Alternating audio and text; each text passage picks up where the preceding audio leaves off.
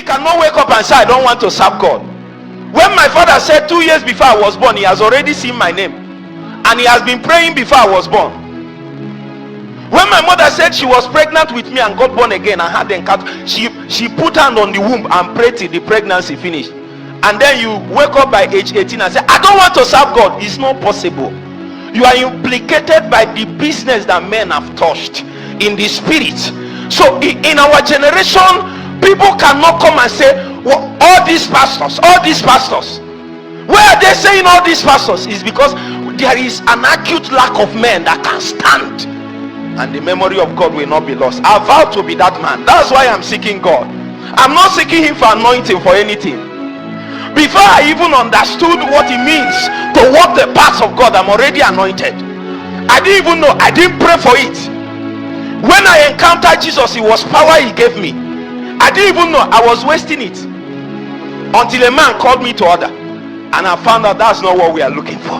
We want to come to a point in God where even if it's one thing, even if it's prayer, let people know that anytime they meet you, and their prayer problem is solved forever. That's where we are going. That's what it means for revival to come. When men are carrying God to the streets day to day, they don't need to ask again. They know that men that have calcified dimensions and realities of God walk in our midst. Some of them used to know me before. One came and met me. He called me Chedu, because you see, there is a name you call me, I will know from when you knew me. So when he called me Chedu, I know that it can only be in primary school. That's the only place, that's the only way you can know that. And he said Chedu. I said, it's my village people that can call me this name. So he went and told the guy. He said, I know this young man now, he's small. Since when did all these things begin to happen? That was the question they asked of the disciples. They took knowledge of them and found that they have been with Jesus. Can you stay with Jesus until you are made? Can you say you can be here but you are not with Jesus? The encounter that Peter, James and John had on the mountain, they are on the mountain, but the encounter is taking place in the glory, and they were outside that place. So Peter will be looking and be seeing what is happening, looking, and his interpretation of what is there is wrong, because even though they are on the mountain, transformation is inside the glory. So it is good that you came to the mountain, but there is need for transformation. So you have to upgrade yourself in the place in the spirit where the things God is releasing will become yours, and you tarry there. You don't need to sleep. All this eating you have been eating, what has it benefited you? Anytime you carry food again, ask the food, what are you contributing to my life?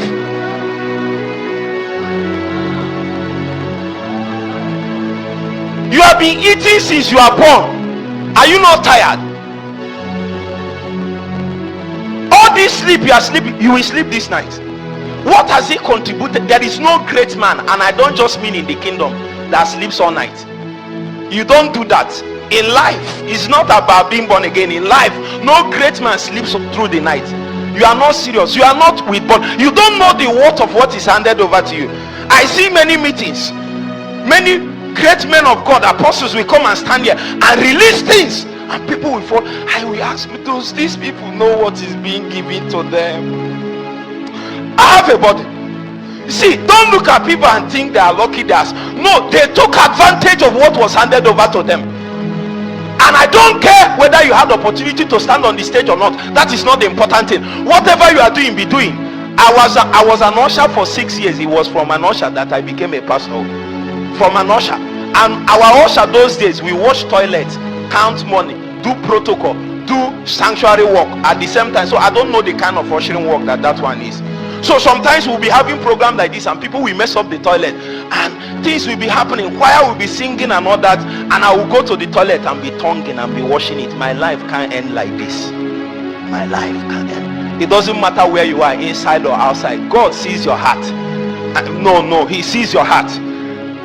He sees your heart. And once your faith has risen, it will make contact with anything that you desire in this meeting. I want you to make a vow. Whatever it takes, I will lay hold on it. I will lay hold on it. Can you just join me and pray for just 1 minute? Tell God, I will lay hold on it. I will lay hold on it. I'm trusting God for 20 people that in the course of this meeting God will lay hold on them. And then when God has held us pastors up, then a generation has been won over for God. That's how God wins a generation. God wins a generation when he wins a man. Can you pray for 1 minute? Just pray in the spirit.